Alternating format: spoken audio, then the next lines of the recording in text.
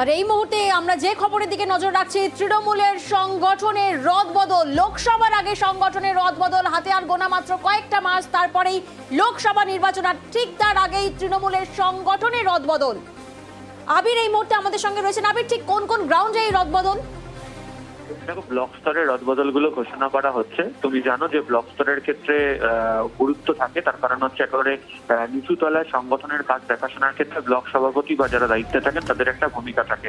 রাজ্যের বিভিন্ন ব্লকের যে সভাপতি সহসভাপতির নাম আজকে ঘোষণা করা হচ্ছে এবং উল্লেখযোগ্যভাবে বেশ কতগুলি জেলা দেখতে পাওয়া গেছে, ব্লক দেখতে পাওয়া গেছে যেখানে একাধিক বদল হয়েছে, এবং বীরভূমের ক্ষেত্রে একটি জায়গাতে দেখতে পাওয়া গেছে যেখানে ব্লকের ক্ষেত্রে হচ্ছে যে কোর কমিটি পর্যন্ত তৈরি করে দেওয়া হয়েছে।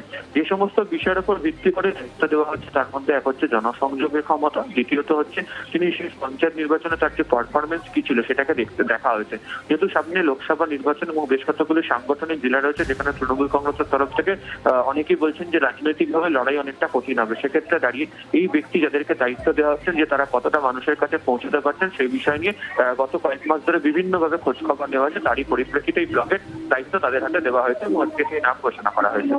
বেশ, লোকসভার আগে